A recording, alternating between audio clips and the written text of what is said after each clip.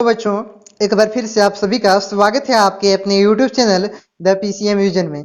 इस वीडियो में हम लोग क्लास 12th के जियोग्राफी का मॉडल पेपर सेट 3 को सॉल्व करेंगे। इससे पहले हम लोगों ने जियोग्राफी के मॉडल पेपर सेट 1, सेट 2 और हिस्ट्री के पूरे 500 मॉडल पेपर का सॉल्यूशन को देख लिया था। अगर आपने हिस्ट्री और जियोग्राफी के मॉडल पेपर का सॉल्यूशन को नहीं देखा है बच्चों, तो आप चैनल पे विजिट करके वहां से वीडियो को देख सकते हैं।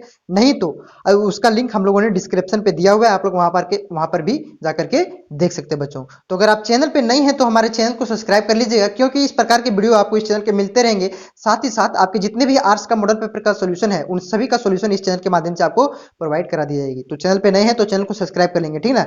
साथ ही साथ अगर इसका पीडीएफ आपको चाहिए तो हमारे टेलीग्राम ग्रुप को ज्वाइन कर लिए, डिस्क्रिप्शन में लिंक दिया हुआ है। वहां से आपको जैक बोर्ड से जितनी भी रिलेटेड जानकारियां होती है, साथ ही साथ इसका पीडीएफ आपको वहां से प्राप्त हो जाएगा बच्चों। तो देखिए, पहला प्रश्न है बच्चों, हमारी पृथ्वी को नियंत्रित करने वाले भौतिक नियमों तथा इन पर रहने वाले जीवों के मध्य संबंधों के अधिक संश्लेषित ज्ञान से उत्पन्न संकल्पना के रूप में मानव भूगोल को किसने परिभाषित किया था? तो इसका राइट आंसर हो जाएगा विडाल डी ला ब्लास ने। किसने? विडाल डी ब्लास ने परिभाषित किया था। ऑप्शन नंबर घ इज राइट आंसर बच्चों।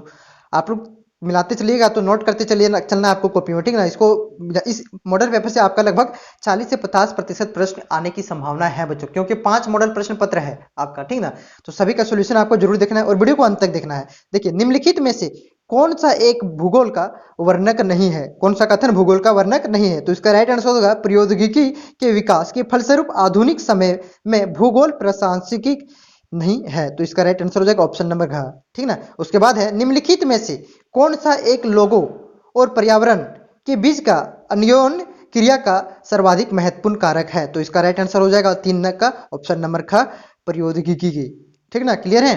उसके बाद है, निम्नलिखित में से कौन सा एक मानव भूगोल का उपगम नहीं है? मानव भूगोल का उपगम नहीं है। तो 4 नंबर का राइट आंसर हो जाएगा ऑप्शन नंबर ख इज राइट आंसर, मात्रात्मक क्रांति, ठीक है। यहां तक क्लियर है आप लोग। उसके बाद यह है, देखिए, भारत की 2001 से 2011 के बीच की जनसंख्या में कितनी वृद्धि हुई? देखिए, जनसंख्या से पिछले मॉडल प्रश्न पत्रों में भी हम लोगों ने प्रश्न को देखा। तो इसका राइट आंसर होगा 18.15 करोड़। ऑप्शन नंबर ग इज राइट आंसर बच्चों। अभी कितनी है वर्तमान में जनसंख्या कितनी है? देखिए, 2011 की जनगणना के अनुसार 125 करोड़ है बच्चों, लेकिन अभी वर्तमान में हमको लगता है 140 करोड़ के आसपास लगभग पहुंच गए होंगे। लेकिन आपको अगर प्रश्न पूछा जाए भारत की जनसंख्या कितनी है, तो 125 करोड़ आपको मारना है। क्लियर है यहां तक। उसके बाद है, इनमें कौन प्रवास के प्रतिकर्ष का कारक नहीं है? तो 6 नंबर का राइट आंसर होगा अनुकूल जलवायु। अनुकूल जलवायु इज राइट आंसर, ठीक ना। उसके बाद यह है, इनमें से कौन प्रवास के अपकर्ष कारक नहीं है? पहले क्या पूछा था? उत्कर्ष। पहले क्या पूछा था? प्रतिकर्ष। उस बार क्या पूछा है? आपका अपकर्ष पूछा है। देखना, कंफ्यूज नहीं करना है। तो इनमें से शायद 7 का राइट आंसर क्या हो जाएगा? ऑप्शन नंबर घ इज राइट आंसर, महामारियां, ठीक ना। उसके बाद है आपका 8 नंबर का प्रश्न है बच्चों। देखिएगा, विश्व में कृषि का आरंभ कब हुआ था? कब हुआ था? 8000 से 12000 वर्ष पहले हो गया था कृषि का आरंभ। समझा ना। सबसे पहली बार मानव द्वारा उगाई गई सबसे पहली फसल क्या है? हिस्ट्री में आप लोगों ने पढ़ा होगा तो आपको पता होगा क्या है। जो कहां से उगाया गया था? इराक में उगाया गया था। क्लियर है यहां तक। उसके बाद है, निम्नलिखित 2011 ईस्वी के जनगणना के अनुसार झारखंड की जनसंख्या कितनी है? कितनी है? 3 करोड़ 29 लाख। 3 करोड़ 29 लाख राइट आंसर, ठीक ना। ऑप्शन नंबर का इज राइट आंसर। उसके बाद है, जनांकीय संक्रमण सिद्धांत कितने अवस्थाओं अपने मॉडल की कितने अवस्थाओं में अपने वाले मॉडल की व्याख्या करता है? तो 10 नंबर का राइट आंसर क्या हो जाएगा? ऑप्शन नंबर ख इज राइट आंसर, 3 अवस्था, ठीक ना। उसके बाद है, थॉमस माल्थसन के सिद्धांत के अनुसार खाद्य उत्पादन में वृद्धि किस प्रकार से की जा सकती है? तो 11 नंबर का राइट आंसर हो जाएगा ऑप्शन नंबर ख, अंक गणित। अंक गणित। क्लियर है यहां तक। इसमें थोड़ा कंफ्यूजन है 11 नंबर का, आप लोग देख लीजिएगा। अगर इसका कोई भी इनमें से कोई भी प्रश्न का अगर जल्दी जल्दी में हम आंसर गलत कर देते हैं बच्चों, तो उसका राइट आंसर एक बार आप लोग कमेंट करने से पहले कमेंट बॉक्स में एक कमेंट को चेक कर लीजिएगा, वहां पे हम लोगों ने राइट आंसर पिन कर देते हैं, ठीक ना। जरूरी नहीं कि आपका एक गलत हो, लेकिन बाय चांस अगर मिस्टेक से एक गलत भी हो जाती है तो उसका राइट आंसर कमेंट बॉक्स में पिन कर दिया जाता है। उसके बाद आपका है 12 नंबर का प्रश्न है बच्चों, विश्व में न्यूनतम लिंग अनुपात किस देश में पाई जाती है? लिंग अनुपात किसे कहते हैं? 1000 पुरुषों की तुलना में महिलाओं की संख्या को के अनुपात को लिंग अनुपात कहते हैं बच्चों। उसके बाद है, देखिए, किस देश में पाई जाती है लिंग अनुपात सबसे कम? तो 12 नंबर का राइट आंसर हो जाएगा ऑप्शन नंबर का संयुक्त अरब अमीरात, यूएई में, ठीक ना। निम्नलिखित में से किस कारण से संयुक्त अरब अमीरात का लिंग अनुपात कम है? किस अनुपात से? पुरुषों की उच्च जन्म दर से, स्त्रियों की निम्न जन्म दर से, स्त्रियों की उच्च उत्प्रवास से। तो 13 नंबर का राइट आंसर आपका हो जाएगा ऑप्शन नंबर का पुरुष कार्यशील जनसंख्या का चयनित प्रवास, यानी कि वहां पे ज्यादा पुरुष को पसंद किया जाता होगा, यही कारण हो सकता है। उसके बाद है हमारे देश में भी देखिए पुरुषों की जनसंख्या ज्यादा है, लेकिन क्या बोलते हैं उसके अनुपात में, संयुक्त अरब संयुक्त यूएई के अनुपात में हम वहां से हम लोग का कम है, ठीक ना। उसके बाद है मानव विकास सूचकांक किसके बीच के स्कोर पर आधारित है? किसके बीच के स्कोर पर आधारित है? 14 नंबर का राइट आंसर हो जाएगा ऑप्शन नंबर ग, ऑप्शन नंबर ग 0 से 1 के बीच। क्लियर यहां तक? उसके बाद है निम्नलिखित में से कौन विकास के संदर्भ में सही है? तो 15 नंबर का राइट आंसर हो जाएगा ऑप्शन नंबर ख, गुण में धनात्मक परिवर्तन संदर्भ में सही है। देखिए विकास के संदर्भ में पूछा है, ठीक ना। उसके बाद है किस कृषि प्रणाली में निम्न स्तरीय तकनीक ज्ञान की आवश्यकता होती है? तो इसका राइट आंसर हो जाएगा किसमें है? 16 नंबर का राइट आंसर क्या हो जाएगा? ऑप्शन नंबर का आदिकालीन निर्वाह कृषि में। कृषि के प्रकार है ये सब, गहन कृषि, रोपण कृषि, सीढ़ीनुमा कृषि, विस्तृत वाणिज्य अनाज कृषि, ये सब कृषि का प्रकार है। एक झूम कृषि भी है, झूमिंग कृषि। देखिए झूमिंग कृषि भारत के किस क्षेत्र में पाई जाती है? तो 17 नंबर का राइट आंसर ऑप्शन नंबर का उत्तर पूर्वी क्षेत्र में, उत्तर पूर्वी क्षेत्र में, लगभग इधर सिक्किम तरफ, मेघालय तरफ। क्लियर है? उसके बाद है गहन निर्वाह कृषि का मुख्य फसल क्या है? तो इसका राइट आंसर क्या हो जाएगा? गहन निर्वाह मुख्य का फसल क्या है? क्या है? चावल है। क्या है? चावल है। उसके बाद देखिए निम्नलिखित में से रोपण कृषि का उदाहरण नहीं है, रोपण कृषि का उदाहरण नहीं है, तो चावल क्या है? रोपण कृषि का उदाहरण नहीं है, ठीक ना। उसके बाद है विस्तृत वाणिज्य अनाज कृषि का मुख्य फसल के कौन है? देखिए उसका देखिए यहाँ पे थोड़ा विस्तृत वाणिज्य अनाज कृषि का मुख्य फसल के कौन है? तो इसका राइट आंसर क्या हो जाएगा? 20 का ऑप्शन नंबर ख इज राइट आंसर गेहूं। क्लियर है यहां तक? उसके बाद नेक्स्ट प्रश्न आपका बच्चों, कंबाइन क्रू मशीन का प्रयोग किस कार्य में किया जाता है? किस में किया जाता है? कृषि में, यार कृषि है। क्लियर है यहां तक? डाउन्स का मैदान किस देश में पाया जाता है? देखिए पहले बहुत ही घास का मैदान, पेरी का मैदान, घास डाउन्स का मैदान, वेल्ड का मैदान, ये सब आपको याद कर लेना है। देखिए डाउन्स का मैदान किस क्षेत्र में पाया जाता है? तो 22 का राइट आंसर ऑप्शन नंबर क इज उत्तरी अमेरिका में। देखिए पेरी का आपको पहले पिछले वीडियो में हमने बताया होता है, पेरी का मैदान कहां पे पाया जाता है? दक्षिणी अमेरिका में। ऑप्शन नंबर ख इज राइट आंसर 23 का। उसके बाद आपका है सॉरी पेरी का हो जाएगा, सॉरी पेरी उत्तरी अमेरिका, पेरी क्या हो जाएगा? उत्तरी अमेरिका। और 22 का क्या हो जाएगा? ऑप्शन नंबर ख उत्तरी अमेरिका। दोनों डाउन्स और पेरी उत्तरी अमेरिका में पाया जाता है। क्लियर है यहां तक? वेल्ड का मैदान किस देश में पाया जाता है? वेल्ड का मैदान कहां पाया जाता है? दक्षिणी अफ्रीका में। कहा? दक्षिण अफ्रीका में। उसके बाद है 24 नंबर का किस प्रकार की कृषि फसल उत्पादन एवं पशुपालन दोनों के समान महत्व दिया जाता है? तो इसका राइट आंसर हो जाएगा 25 नंबर का ऑप्शन नंबर ग इज राइट आंसर। किसमें? मिश्रित कृषि में। वाणिज्य डेयरी कृषि का प्रमुख क्षेत्र है, तो इसका राइट आंसर होगा 26 का ऑप्शन नंबर ग इज राइट आंसर। उत्तरी पश्चिमी यूरोप, फ्रांस ब्रिटेन की तरफ, ठीक ना, उस जर्मनी की तरफ। देखिए सहकारी आंदोलन के सबसे अधिक सफलता किस देश में हुई थी? डेनमार्क में। ऑप्शन नंबर का इज राइट आंसर। किस देश को मिली थी? डेनमार्क को। उसके बाद आपका है कहां तक पहुंचे थे हम लोग?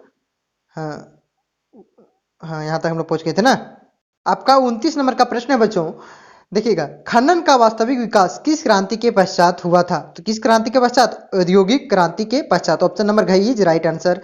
क्लियर है आप लोग? उसके बाद आपका है 30 नंबर का आपका प्रश्न है, झारखंड राज्य में भारत के कुल खनिज का कितना प्रतिशत संचित उत्पन्न होता है? देखिए बच्चों यहाँ पे संचित उत्पन्न होता है, सो पूछा है हम लोग कितना निकालते हैं खनिज झारखंड के, पूरे भारत का कितना निकालते हैं? 30%। लेकिन यहाँ पे संचित भंडार कितना है? भंडार है 40%। पूरे देश के 40% खनिज झारखंड में पाया जाता है, और इसमें से उत्पन्न पूछ रहा है, संचित उत्पन्न होता है कितना होता है? 30% होता है। क्लियर है यहाँ पर? उसके बाद देखिए औद्योगिक क्रांति, इसको देखिए एक पॉइंट इससे आप लोग याद रखिए, भारत को सॉरी झारखंड को पूरे भारत का रूर प्रदेश भी कहा जाता है। झारखंड को भारत का रूर प्रदेश कहा जाता है। रूर एक जर्मनी का एक स्थान है बच्चों, जहां पे झारखंड में जिस तरह से पूरा खनिज पाया जाता है ना, जिस तरह से पूरा झारखंड में खनिज पाया जाता है, उसी प्रकार से जर्मनी के एक जगह है रूर, वहां पे भी बहुत सारा खनिज पाया जाता है। क्लियर है आप लोग यहाँ पे? उसके बाद है औद्योगिक क्रांति के समय उद्योगों के लिए शक्ति का प्रमुख साधन क्या था? तो इसका राइट आंसर हो जाएगा 31 का ऑप्शन नंबर ख इज राइट आंसर, जल विद्युत। क्लियर यहां तक? इनमें से इनमें से कौन पेय पदार्थ नहीं है? तो पेय पदार्थ तारपीन नहीं है। तारपीन क्या है बच्चों? तारपीन क्या है? कॉफी तो पीते हैं, चाय तो पीते हैं और कोकोआ भी पीते हैं। तो तारपीन क्या है? अरे नोक पालिश को छुड़ाने के लिए जो हम लोग लगाते हैं ना, छुड़ाने के लिए जिसका प्रयोग किया जाता है उसी को तारपीन ऑयल कहा जाता है। तारपीन ऑयल देखिएगा, तारपीन ऑयल अगर आप लीजिएगा बहुत ही ठंडा लगेगा, ठीक ना। एसिटिक एसिड एसीटोन इसमें रहता है तारपीन ऑयल में। क्लियर है आप लोग? उसके बाद आपका नेक्स्ट प्रश्न है बच्चों, नेक्स्ट प्रश्न कहाँ तक हम लोग थे? हाँ, 38 नंबर का आपका प्रश्न है, 33 नंबर का आपका प्रश्न है बच्चों। तमिलनाडु की नीलगिरी पहाड़ियां, ये भी प्रश्न आ सकता है, नीलगिरी की पहाड़ियां कहाँ स्थित है? तो कहाँ स्थित है?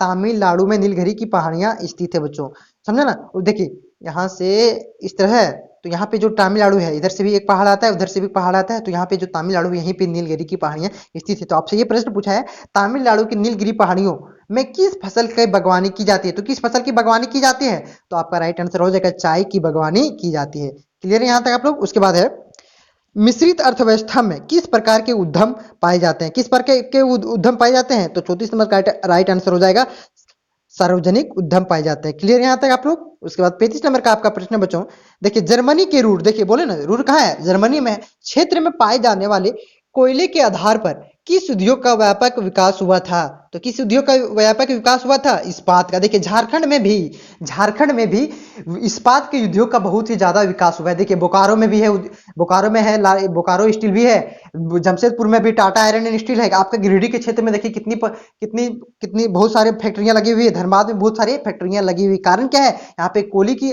अत्यधिक भंडार है, और वहां जर्मनी में भी, जर्मनी के रूर क्षेत्र में भी कोयले की भी अत्यधिक भंडार है बच्चों। क्लियर है आप लोग? ये भी पूछा जा सकता है, जर्मनी रूर किस देश में, रूर किस देश का प्रदेश है? तो देखिए सिलिकन घाटी कहाँ स्थित है? तो इसका राइट आंसर हो जाएगा फ्रांसिस्को। फ्रांसिस्को में सिलिकन घाटी स्थित है। फ्रांसिस्को कौन से देश में है? कौन सा देश में? संयुक्त राज्य अमेरिका में। ये न्यूयॉर्क भी संयुक्त राज्य अमेरिका में है। उसके बाद आपका वाशिंगटन डीसी भी संयुक्त राज्य अमेरिका में स्थित है। वहां की वाशिंगटन डीसी वहां की राजधानी है। तो फ्रांसिस्को में स्थित है, अमेरिका के फ्रांसिस्को में सिलिकन वैली। और पूछ लिया जाए आपको कि भारत का सिलिकन वैली किसी कौन से शहर को कहा जाता है? वहां पे क्या होता है जानते हैं? बहुत सही ज्यादा जितनी भी गूगल यूट्यूब की कंपनियां आप लोग देख रहे हैं, गूगल फेसबुक ये सब जितनी भी कंपनियां हैं सारा वहीं पे स्थित है, इसलिए उसको सिलिकन वैली भी कहा जाता है। और भारत के सिलिकन वैली किस शहर को कहा जाता है? भारत के सिलिकन वैली, बेंगलुरु को भारत का सिलिकन वैली कहा जाता है। ये भी आपसे प्रश्न पूछा जा सकता है, भारत का सिलिकन वैली कौन से शहर को कहा जाता है? बेंगलुरु को कहा जाता है। क्लियर है? उसके बाद आपका है, निर्माण क्रियाओं में नवीनतम पीढ़ी किसे कहा जाता है? तो किसे कहा जाता है? 37 नंबर का राइट आंसर हो जाएगा ऑप्शन नंबर घाईज प्रौद्योगिकी को।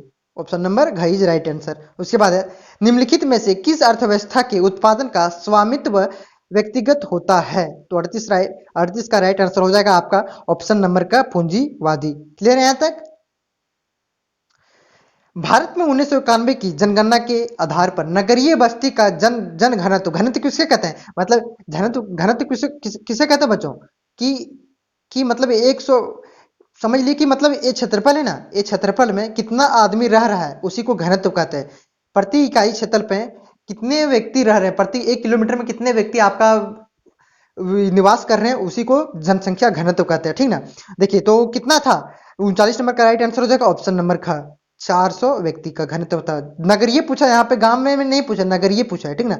उसके बाद है, विश्व की कितनी प्रतिशत जनसंख्या नगरों पे निवास करती है? तो इसका राइट आंसर होगा 60% जनसंख्या नगरों पे निवास करती है बच्चों, यानी कि शहर पे निवास करती है। इसी प्रकार से आपके अगर कोई भी प्रश्न इसमें से गलती अगर हो जाती है जल्दी जल्दी में, तो आपका उसका राइट आंसर कमेंट बॉक्स में पिन कर दिया जाएगा। आपको इस पे कोई भी घबराने वाली बात नहीं है बच्चों।